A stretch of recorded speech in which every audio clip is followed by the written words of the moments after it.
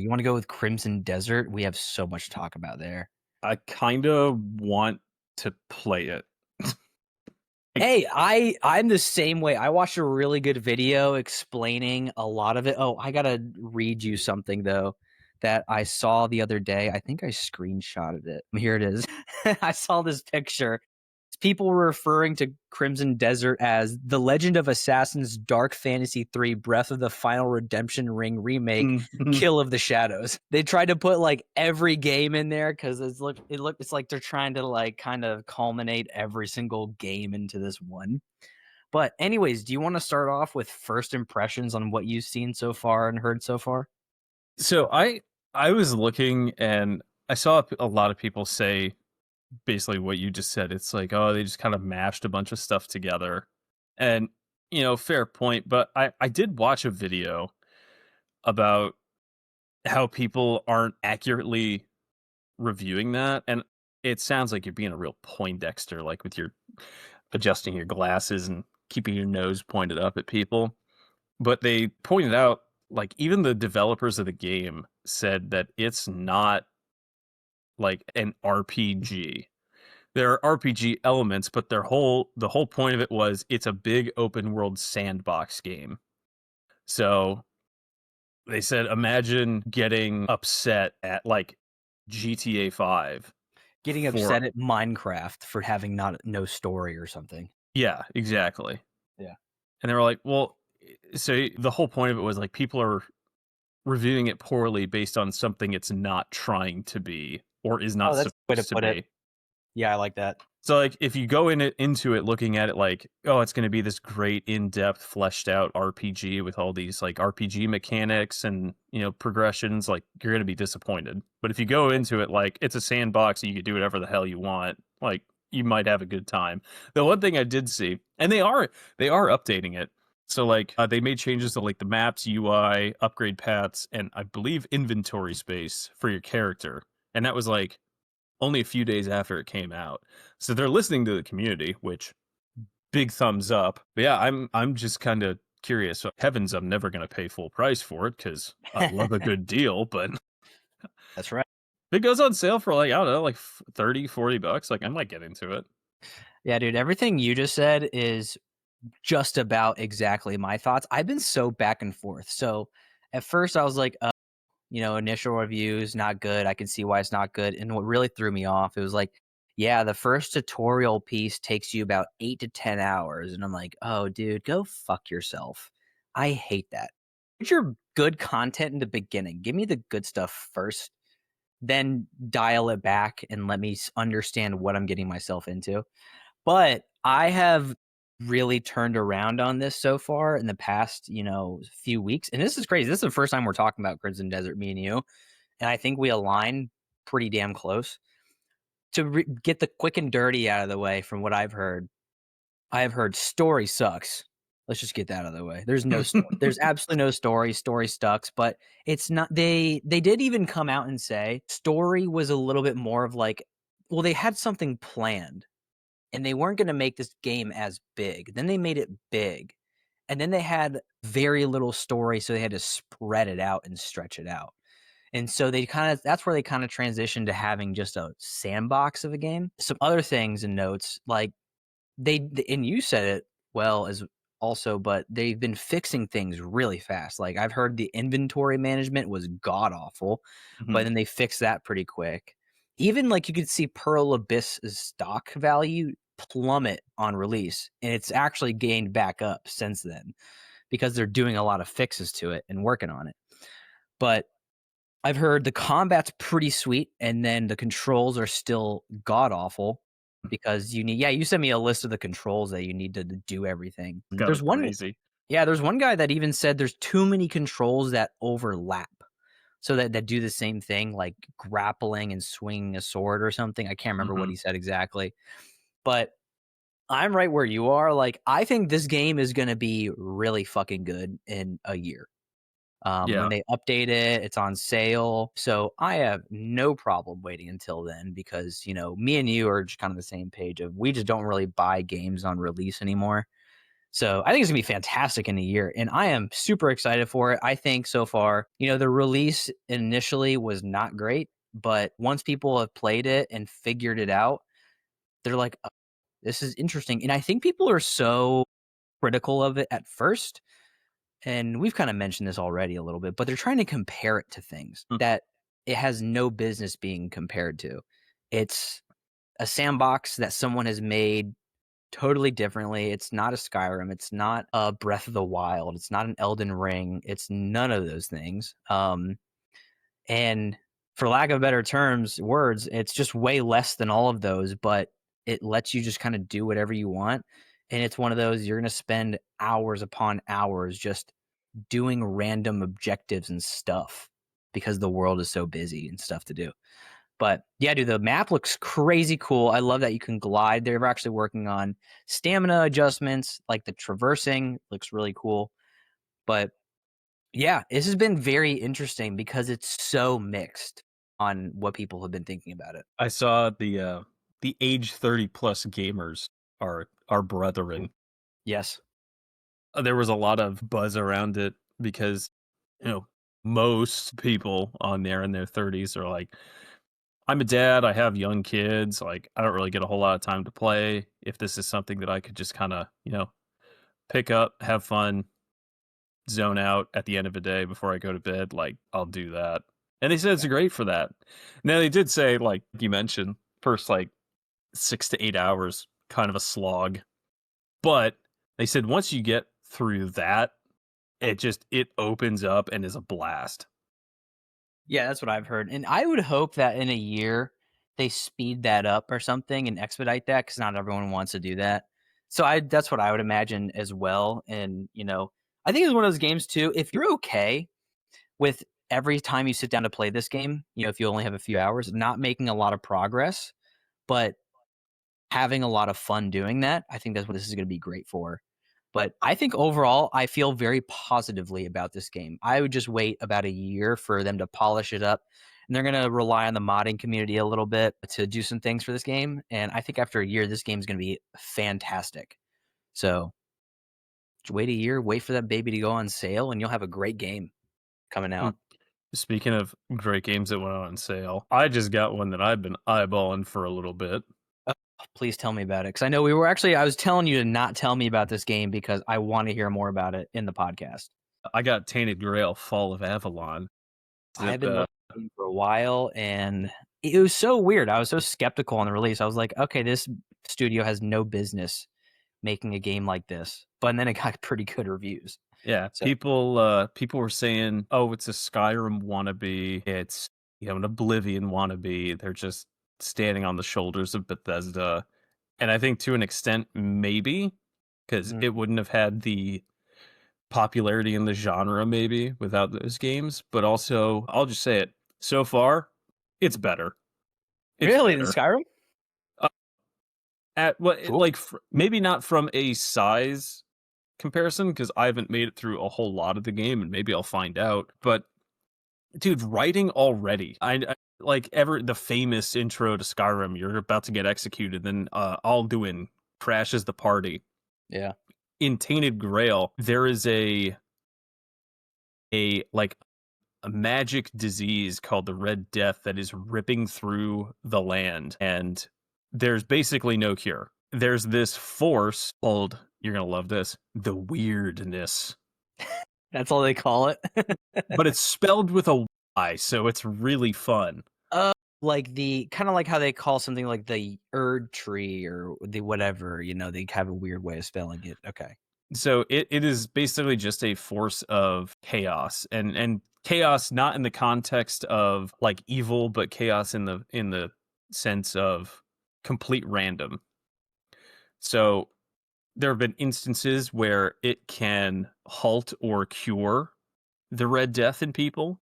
Very rarely though, because if someone comes into contact with it, literally anything could happen. But the whole gist of the game is it's set in the aftermath of King Arthur's expansion of his kingdom. And you come into contact with a fragment of his soul in the Mm. first like hour of the game.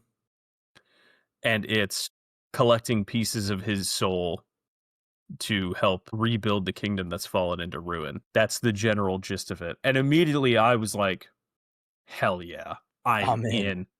I am in. Not, oh my gosh, it's a dragon. I don't have to hear someone say, like, those are supposed to be dead. Yeah, yeah, that's true. And it's like, well, I have no experience of that. It's all just kind of happening. So that's what I'm used to. But instead, you got to pick up pieces of dragons have been gone for ages now. And you see him fucking everywhere. Yeah. Yeah, Every dude. 10 minutes you see a dragon. I Yeah. thought they were dead. Yeah, dude. I walk out of Whiterun and then just boom, dragon. Like, okay, come on. Yeah, they're fucking everywhere. It's crazy. Dude, so I was looking through the screenshots of this game. I will say, like, these screenshots are phenomenal. Like, my favorite ones, first of all, you get to one where this guy's casting a spell. There's these kind of undead guys. There's a giant sword in the background. And that makes me think of, like, Expedition 33 with all those swords in the background. It's like, who the fuck put that there?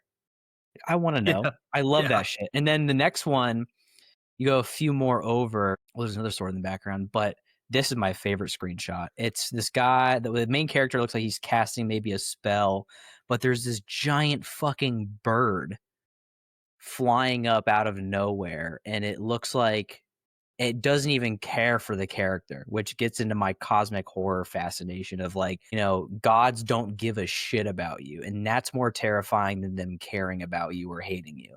Yeah.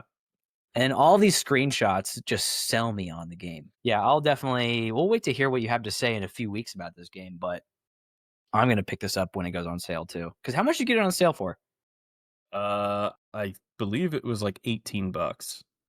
Oh, that's good. It's almost been out a full year. Also, if you look at the reviews, there's not a single review I could see that was under 60 hours. Yeah. I mean, They've all in played it to the the top. I like we've all played Skyrim, you Yeah. know. The thing's been out for 15 years nearly. Combat was basically swing the sword, swing your weapon, do more damage than them, and you Mhm. win. That was They pretty much had it. they had blocking, but like if you just got good armor and use like smithing and alchemy exploits, you could just be a walking tank. Yeah. This is so far anyway. There's like an actual parry mechanic. Really? For a first person? Oh, I Yeah, guess that makes sense to with your there, sword or whatever. yeah. There's a pairing mechanic. Combat's dynamic. Like you can dash to get beside or behind enemies, which is really cool. Weapons feel weighty or fast depending on what they are. Sure. Um, and there is an actual trade off for like, do I want to hit harder and do more damage, but use way more stamina, Mm, and then I might not be able to dash and get around people? Or do I want to run like lighter, faster weapons so I can move and be more agile, parry people, and all that? And then I haven't even begun to delve into the magic portion of it, but it all looks okay. very, very fleshed out and very cool. And the skill tree does not look nearly as I don't want to say like streamlined, maybe congested is the right word as the Skyrim one, where like you level up a weapon and you only really get benefits from putting skill points into that type of weapons or magic Right. skill tree.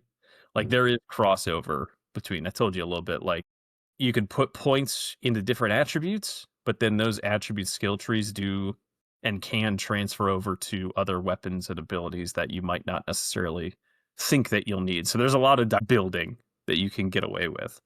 How's, the stealth? Hard. Oh, really? It is hard.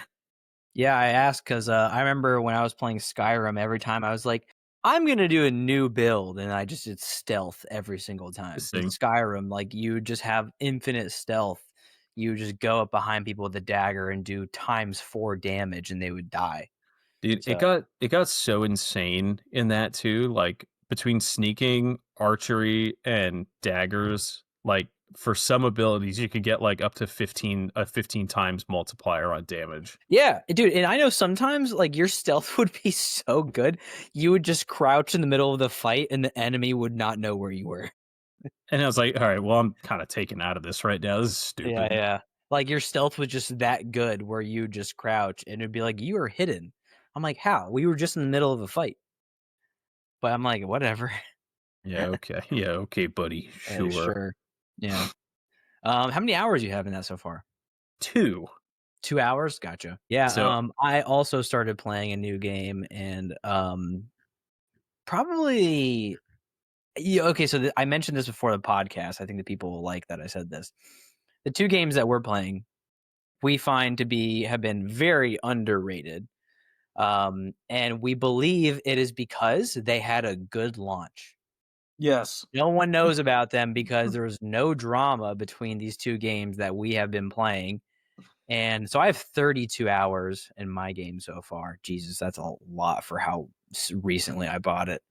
Um, but yeah, so I've been playing Remnant 2, and both these games have had good launches and releases, but no one talked about them because there was no drama behind them. So I think that was kind of interesting of a fact.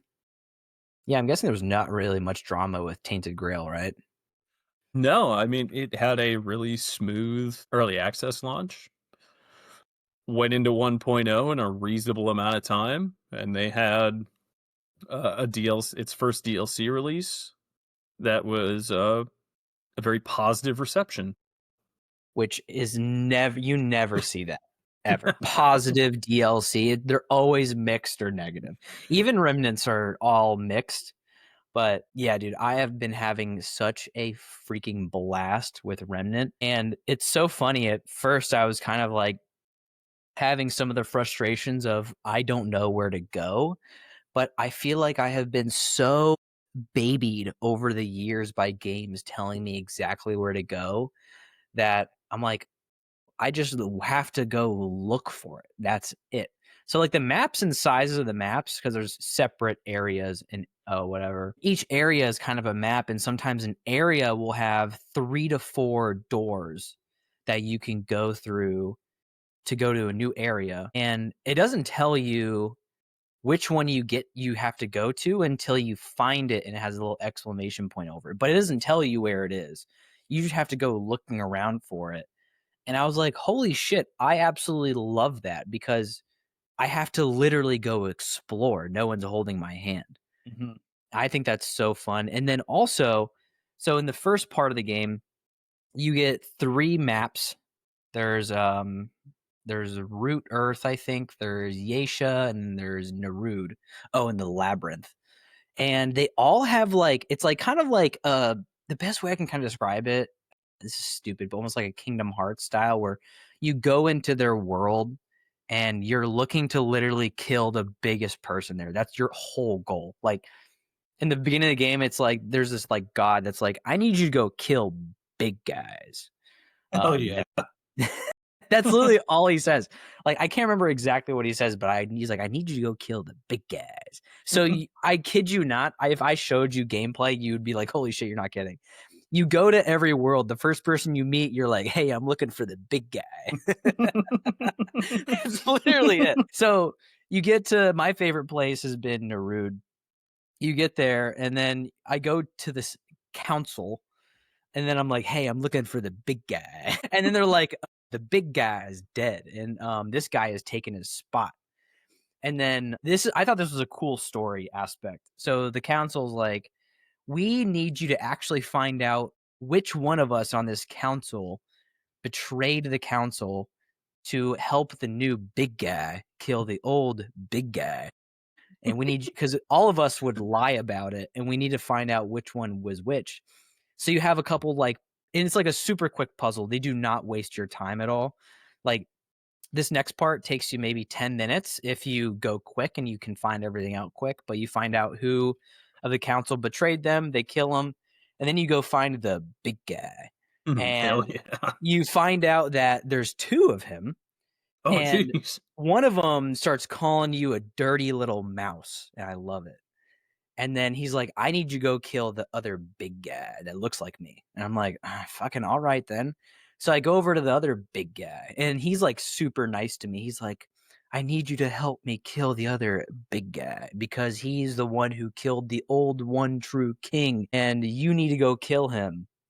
And so I go back to the other guy that was really mean to me. It's like a copy of him. They're in mirror worlds, by the way. It's kind of sweet too because they're mirror worlds. But if you look down, you can see the other big guy down there. So I think that was pretty cool. And then I go back to the other guy. I was like, "Hey, I met him, and he was pretty nice about it and said you're the traitor." And he was like, "You little piece of shit mouse, it's not me." He just gets mad at me for it. So I'm like, "All right, I believe you." So I go kill the nice guy. Turns out that was the traitor. And then it's cool because you go back to him, and apparently you get certain equipment and items for what bosses you decide to kill. And you can re-roll the whole map, get new bosses in different areas. And then you can also fight the other bosses that you maybe chose not to kill to get the other stuff for your build. And I'm like, oh, that's cool. Or if you wanted to go grind, get more currency and stuff like that, I think that's super cool. Then there's been, and it's like kind of not an Elden Ring, but a Souls like ish. And it's pretty tough. There's been no point in time where I have been like, wow, I'm overpowered and I can just dominate anybody right now. And then there's so many classes. Like when you first start the game, you get access to 4 classes. And I go through the whole like half the game, get to level 10 in my class, which is the max level, and I find out there's 12 more of them. And also it's cool, you can switch them out any point in time. Like you can get all 13 and just switch. You have to level them up, but you can switch at any point in time. I'm like, oh, that's a fantastic mechanic.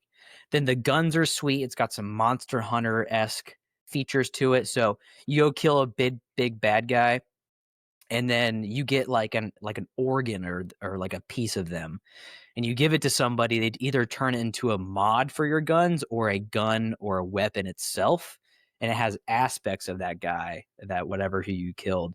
And I love that part about it. It's so fun. It's very difficult. I think there was one boss. Oh, it was this boss called the Ravager. Oh god, he took me probably 10 tries at least to kill because I had to be perfect because he would one shot me. But oh, it was so fun. And like there's aspects of that boss where you can make decisions to betray him or side with him, whatever it is. And so there's so much option you can do. And yeah, your whole goal is just to go kill the big guys. God, it's so fun. How Can't many wait to play times more did of you it. say big guy? 5 minutes? That's the whole game is you go kill the big guy. Like you're gonna go play Remnant, you're like, all right, I gotta go kill the big guy. Tell me about these big guys. I gotta take them down. You